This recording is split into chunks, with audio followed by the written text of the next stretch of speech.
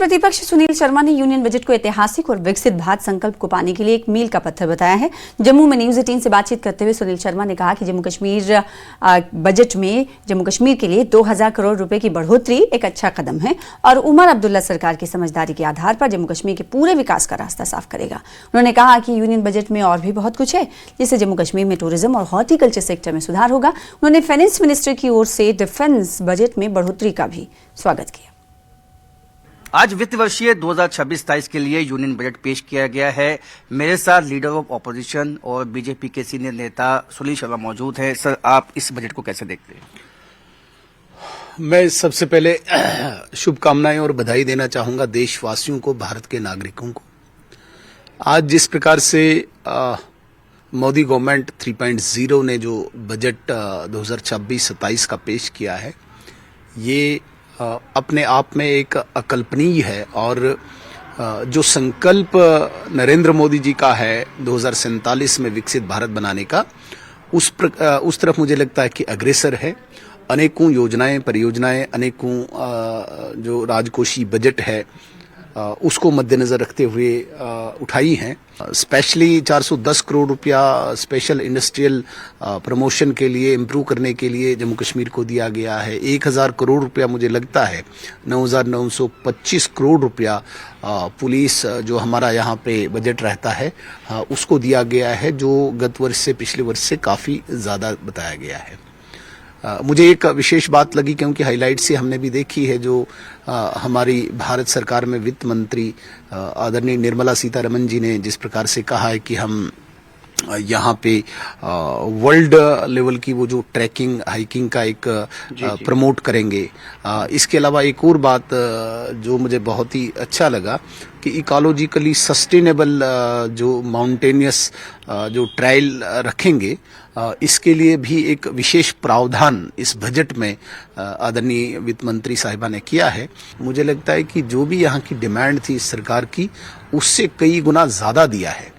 अब इनका बुद्धि विवेक, इनका तंत्र और इनकी जिसे कहेंगे हम कि इस राज्य, इस केंद्र शासित प्रदेश के लिए जो एक योजना है, जो इनकी दूरदर्शिता है, वो रिफ्लेक्ट होगी, वो प्रकट होगी, वो क्या करते हैं। लेकिन धन्यवाद करना चाहूँगा मैं आदरणीय वित्त मंत्री महोदय का, जिन्होंने आज विशेष प्रावधान जम्मू कश्मीर राज्य के लिए रखे हैं और विशेषकर जो इकोलॉजिकल सस्टेनेबल, जो माउंटेनियस, जो हमें आगे भी बहुत बड़ी चैलेंज है, बहुत बड़ी थ्रेट है, क्लाइमेटिक जो हमारी थ्रेट्स हैं, उनको लेके एक विशेष प्रावधान आज के बजट में रखा है। इसके लिए मैं इनका स्वागत करता हूँ। इसके साथ साथ टूरिज्म के हवाले से नई जो टूरिज्म जो डेस्टिनेशंस हैं उनको बूस्ट करने की बात की गई है।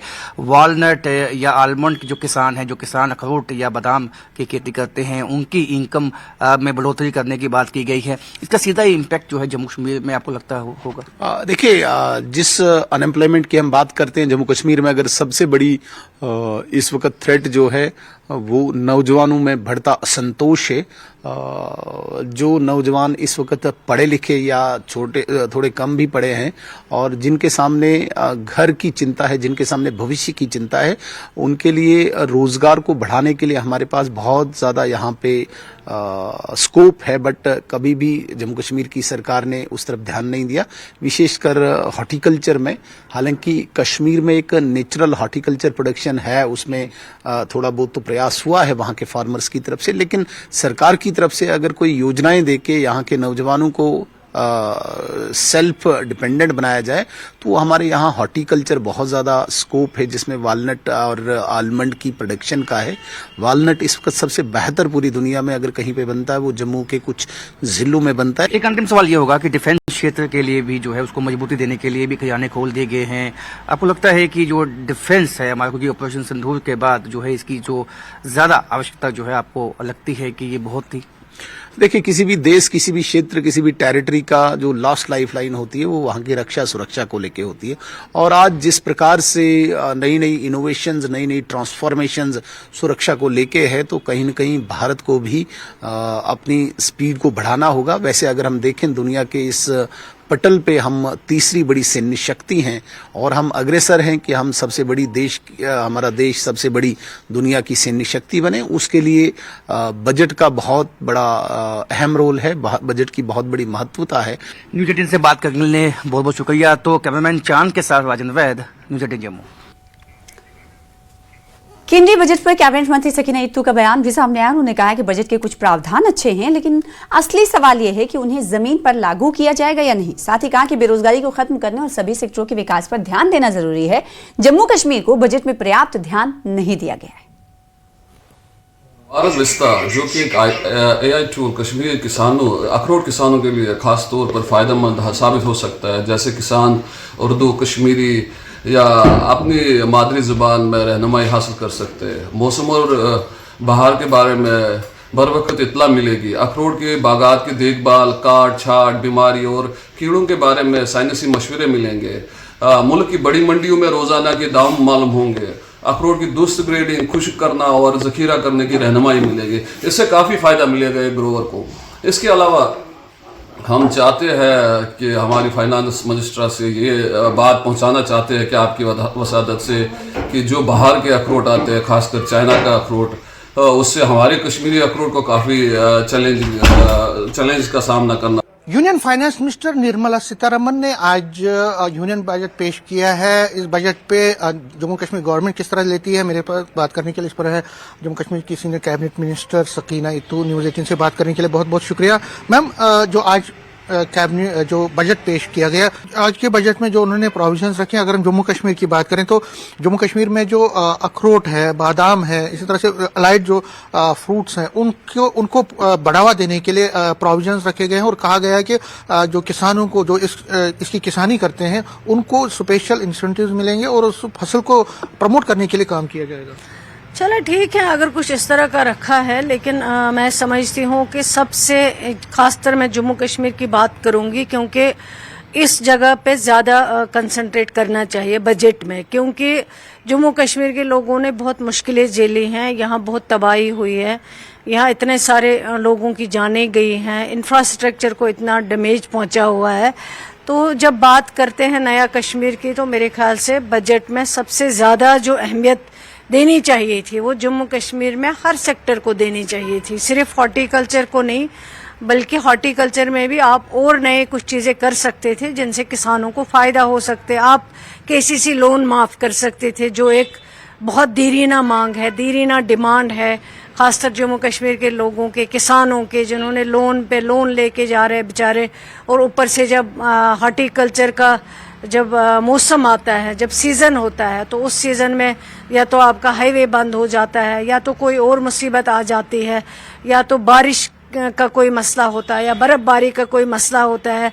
साल भर वो पेस्टिसाइड्स पे खर्चा करते हैं, फर्टिलाइज़र पे खर्चा करते हैं, लेकिन जब उनको कमाई का टाइम होता है उस वक्त कोई मौसमी मार जो है वो उनको पड़ जाते हैं हमारे किसानों को। तो इसमें मेरे ख्याल से एग्रीकल्चर जो KCC लोन है हॉर्टिकल्चर में, उसको माफ़ करना चाहिए, ताकि किसानों को, बेचारों को जो कमर इस वक्त टूटी हुई है किसानों की, जमींदार तबके की, वो किसान शायद हम बचा पाते। टूरिज्म प्रमोशन की बात की गई है, बोला गया है कि यूथ को जो जम्मू कश्मीर में खासकर माउंटेनिंग टूरिज्म या बाकी टूरिज्म, अलाइड टूरिज्म, उसको प्रमोट के लिए बात की। लेकिन आपको क्या लगता है कि इतना काफी नहीं है और ज्यादा यहाँ पे पोटेंशियल है टूरिज्म प्रमोशन के लिए? नहीं, यहाँ तो पोटेंशियल है, लेकिन बदकिस्मती ये है कि हमारे यहाँ आज भी जो जहाँ लोग जा सकते थे टूरिस्ट हमारे, वो जगह आज भी बंद है, उनको बंद किया गया है। जो मिलिटेंसी के दौरान हमारे एरियाज जहाँ पे टूरिज्म का पोटेंशियल है, मिलिटेंसी के दौरान अहरबल कभी बंद नहीं हुआ है,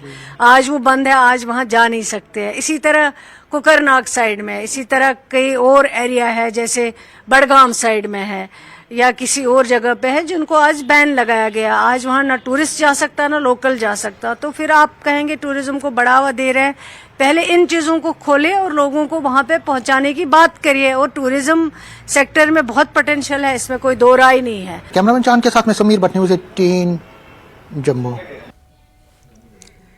और लद्दाख के एलजी कविंदर गुप्ता ने यूनियन बजट को विकसित भारत की जानिब एक अहम कदम बताया है। उन्होंने कहा कि इससे लद्दाख की अर्थव्यवस्था को मजबूती मिलेगी, लद्दाख में स्पोर्ट्स इंफ्रास्ट्रक्चर विकसित किया जाएगा। इसके अलावा लद्दाख की पर्यटन इंडस्ट्री को पूरे साल एक्टिव रखने की कोशिशें की जा रही हैं। उन्होंने कहा कि दुनिया भर के पर्यटक पूरे साल लद्दाख घूमने आते हैं, इस पर हम काम करेंगे। Lieutenant governor Ladakh UT Kavinder Gupta मौजूद हैं। सर, आज वित्तीय वर्ष 2026-27 के लिए जो है यूनियन बजट पेश किया गया है, आप कैसे देखते हैं? देखिए, कुल मिलाकर के जो पिछले 5-7 साल से बजट है वो पीपल फ्रेंडली रहा है और उसमें हर वर्ग को ध्यान में रखा गया है। उसी आधार पर इस बार जो उन्होंने आर्कियोलॉजी और ये अपने टूरिज्म को हर जगह बढ़ावा देने का प्रयास किया है, और मुझे उम्मीद है कि लद्दाख में भी जिस प्रकार से हमारी इकोनॉमी उसी पर चलती है तो टूरिज्म को बढ़ावा दिया जाएगा और जो भी उसमें बातें होंगी हम उसी आधार पर टूरिज्म वहाँ से ज़्यादा बढ़े, इस प्रकार की हमारी कोशिश है। और दूसरा, ये 6 महीने का टूरिज्म से टूरिस्ट सिस्टम न रह करके पूरा 12 महीने का बने, उसके लिए खेलो इंडिया के माध्यम से प्रयास किया जा रहा है। आने वाले समय में जो जिला टनल है वो भी वहाँ पर खुल जाएगी, तो उससे भी लोगों का आना जाना काफ़ी रहेगा। और इसके साथ ही जो यहाँ पर हम कई जगह गंडोला का प्रावधान कर रहे हैं, टूरिज्म उससे बढ़ेगा। एडवेंचरस टूरिज्म को भी हम बढ़ावा दे रहे हैं। खेलो इंडिया के माध्यम से वहाँ पर स्पोर्ट्स का जो टूरिज्म है वो भी बढ़े, इस तरह की कोशिश। खेलो इंडिया मिशन की आपने बात की सर, इससे इंफ्रास्ट्रक्चर भी वहाँ पे बनेगा स्पोर्ट्स के लिए, स्पोर्ट्स एक्टिविटीज ज़्यादा होंगी, कितना फायदा यूथ को? देखिए, ऑलरेडी हमने इस वर्ष जो खेलो इंडिया हुआ है 20 से लेकर के 26 जनवरी तक, वहाँ पर हमने 53 करोड़ का वहाँ पर जो आइस स्केटिंग रिंक बनाया है, उसमें और भी गेम्स खेली जा सकती हैं। मल्टीपर्पस वहाँ पर इस प्रकार के स्टेडियम भी बनाए जा रहे हैं। आने वाले समय में लद्दाख कारगिल में भी इस प्रकार का प्रावधान किया जाएगा। एक अंतिम क्वेश्चन के जो एक विकसित भारत का सपना प्राइम मिनिस्टर ने देखा है, आप उसको साकार होता हुआ देखते हैं इस बजट के माध्यम से? आपको लगता है कि उसी दिशा में? देखिए, बिल्कुल, आज जिस प्रकार से कोई भी जो डेवलपमेंट का काम शुरू होता है वो रुकता नहीं है, उसके लिए केंद्र सरकार पैसा भी देती है और उसका प्रावधान भी किया जाता है। तो तभी मुझे लगता है कि रोड इंफ्रास्ट्रक्चर, आज कितने हवाई अड्डे बने हैं, और पिछले दिनों हमने भी एक रनवे का उद्घाटन किया है तो 27 जनवरी को, उससे 453 करोड़ का। और आने वाले समय में हमारा जो लद्दाख का एयरपोर्ट है वो भी बनकर के तैयार होगा, प्रधानमंत्री जी द्वारा उसका उद्घाटन किया जाएगा। बहुत बहुत शुक्रिया। तो एलजी लद्दाख यूटी कविंदर गुप्ता, जिन्होंने बजट पे अपनी बात रखी। कैमरामैन साइबर भट्ट के साथ राजन वैद, न्यूज़ 18 जम्मू। पीडीपी ने केंद्र सरकार के बजट की आलोचना करते हुए कहा है कि इसमें जम्मू कश्मीर के लिए कुछ नहीं किया गया है। मीडिया से बात करते हुए पीडीपी के प्रवक्ता सैयद तजम्मुल ने कहा कि वो 6 फरवरी को सीएम उमर अब्दुल्ला के आने वाले बजट से उम्मीदें लगाए हुए हैं। तजम्मुल ने पानी के स्रोतों की सफाई और केंद्र सरकार की योजनाओं के इस्तेमाल जैसे मुद्दों पर जोर दिया और उन्हें प्रभावी ढंग से लागू करने की अपील भी की। साथ ही साथ उन्होंने कहा कि अगर केंद्र सरकार पहाड़ी रास्तों को बढ़ावा दे रही है तो उन्हें यहाँ की चुनौतियों पर भी ध्यान देना चाहिए। निर्मला सीतारमन के इस जाविये के बाद कि कश्मीर में हमारे पास बहुत रिसोर्सेज हैं जिनका यूटिलाइजेशन हम कौमी सतह पे नहीं बल्कि बैनुल अक़वामी सतह पे भी कर सकते हैं, लेकिन हमारा डेलीवेजर जो है वो 50 साल से वो उसी के ट्रांसफार्मर के साथ मरम्मत करने में लगा है। हमारा पीएचई में जो आरजी मुलाजिम है वो अभी भी पानी सप्लाई पहुंचाने में लगा हुआ, चाहे ठिठुरती सर्दी हो। हमारा 1 लाख मुलाजमीन जो जम्मू कश्मीर की मौजूदा सरकार ने, उमर साहब ने वादा किया था कि हम 1 लाख 1 साल में आपको मुलाजिम लगा के देंगे, आप सिर्फ ईवीएम्स का इस्तेमाल करके हल को जितवाने के बाद हमारे जो निजी मसाइल, इज्तिमाई मसाइल, ठीक है, हमारे आलमंड्स हैं, हमारे वॉलनट्स हैं, हमारा नदरू है, हमारा कितने नेचुरल रिसोर्स हैं जिनका हम इस्तेमाल इंटरनेशनल मंडियों में कर सकते हैं, लेकिन ये बातें किताबी जावियों तक ही महदूद रहती हैं। इसका इस्तेमाल आप हेरिटेज टूरिज्म के साथ, विंटर टूरिज्म के साथ, हाईवे टूरिज्म के साथ, मेडिकल टूरिज्म के साथ जोड़ सकते हैं, लेकिन यकीनन जो जम्मू कश्मीर के असली मसाइल हैं, हमने देखा कि आरजी मुलाजमीन को कल भी किस तरह से जो आंगनबाड़ी के मुलाजमीन थे वो इज्जत माब खवातीन सड़कों पे आई थी, उनके साथ किस तरह से धक्के वगैरह दिए गए, जिसके बाद ये लगा कि हमारे सड़कों पे आने का मतलब है कि जो बेटी बचाओ बेटी पढ़ाओ का जो नारा है वो जम्मू कश्मीर में नजर नहीं आ रहा है। फिलहाल इसी के साथ रुकेंगे छोटे से ब्रेक के लिए।